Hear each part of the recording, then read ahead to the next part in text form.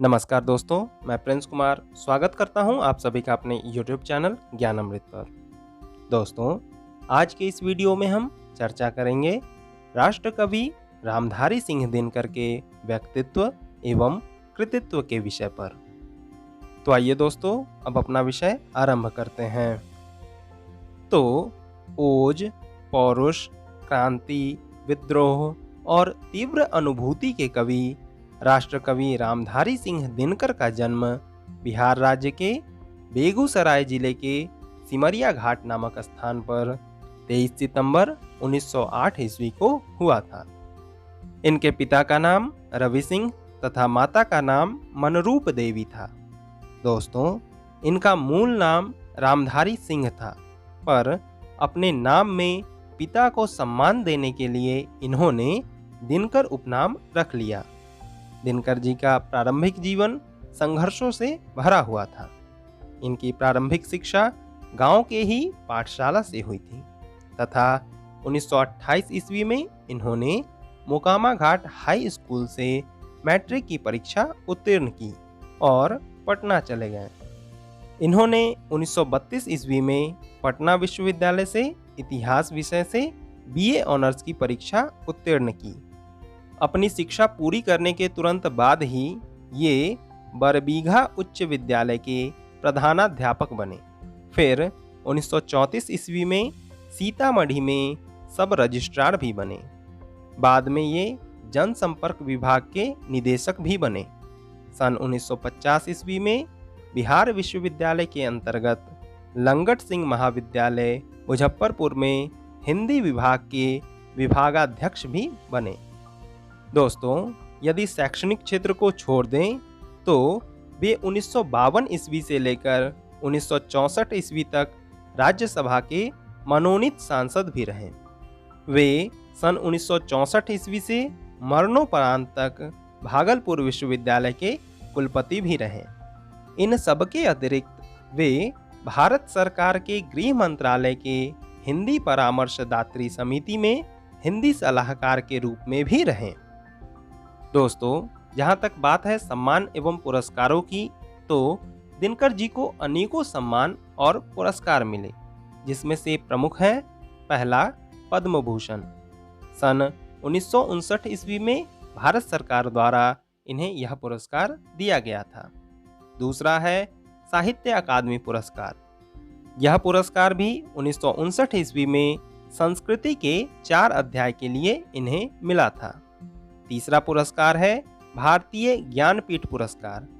यह पुरस्कार उन्हें 1972 ईस्वी में उर्वशी रचना के लिए मिला था। इन सब के अतिरिक्त दिनकर जी विभिन्न समिति, आयोग एवं परिषद के सदस्य तथा अध्यक्ष भी रहे। 1962 ईस्वी में इन्हें भागलपुर विश्वविद्यालय द्वारा डीलिट की मानद उपाधि दी गई थी। दोस्तों, ऐसे ख्याति प्राप्त महाकवि का निधन मद्रास यानी वर्तमान का चेन्नई में 24 अप्रैल 1974 ईस्वी को हो गया था। दोस्तों, यह तो हुआ दिनकर जी का व्यक्तित्व। अब बात करते हैं उनके कृतित्व की। तो दिनकर जी की अनेकों रचनाएं हैं। उन्होंने साहित्य के प्रत्येक क्षेत्र में अपनी लेखनी चलाई है। फिर भी दिनकर जी मूलतः कवि ही हैं। दोस्तों, यदि दिनकर जी की काव्य यात्रा की बात करें तो छात्र जीवन से ही उनकी रचनाएं विभिन्न पत्र पत्रिकाओं में छपने लगी थी, परंतु 1935 ईस्वी में प्रकाशित रेणुका उनकी पहली कृति मानी जाती है और रेणुका से प्रारंभ हुई उनकी यह काव्य यात्रा अविराम गति से आजीवन जारी रही। दोस्तों, दिनकर जी की रचनाओं को जानने के लिए हम उसे 2 भागों में विभक्त कर सकते हैं, पहला पद्य और दूसरा गद्य। तो उनकी प्रमुख पद्यात्मक रचनाओं को यहाँ उनके प्रकाशन वर्ष के साथ बताया जा रहा है। उनकी पहली रचना थी रेणुका, समय 1935 ईस्वी। हुंकार 1939 ईस्वी। रसवंती 1940 ईस्वी। द्वंद्व गीत 1940 ईस्वी। कुरुक्षेत्र 1946 ईस्वी।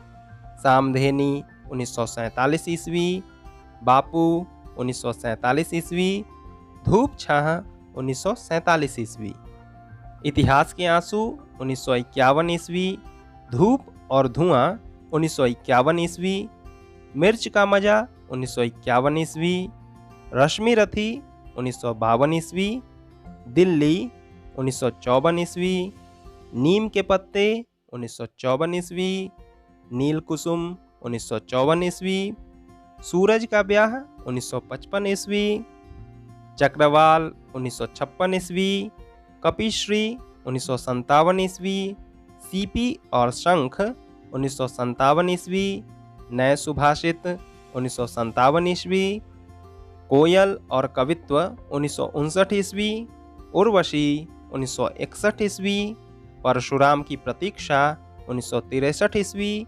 मूर्ति तिलक 1964 ईस्वी, आत्मा की आंखें 1964 ईस्वी और अंत में रश्मि लोक 1974 ईस्वी। तो दोस्तों, ये थी उनकी कुछ प्रमुख पद्यात्मक रचनाएं। अब बात करते हैं उनकी गद्य रचनाओं की।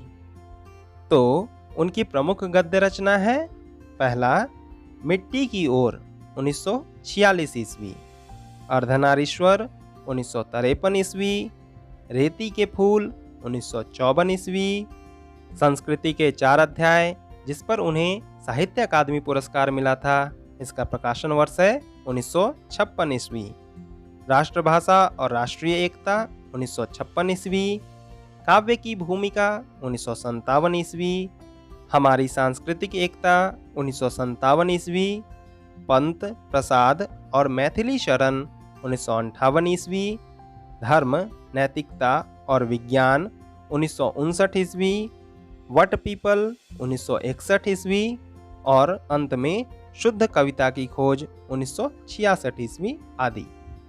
दोस्तों, यदि दिनकर जी के रचना संसार को देखते हैं तो यही कहा जा सकता है कि दिनकर एक लोक कवि हैं। आज भी उनकी कविताएं बच्चे बच्चे के मुंह पर चढ़ी हुई हैं। वे किसी वर्ग विशेष के कवि नहीं थे, तभी तो कहा जाता है कि वे कल के कवि थे, वे आज के कवि हैं और वे कल के भी कवि रहेंगे।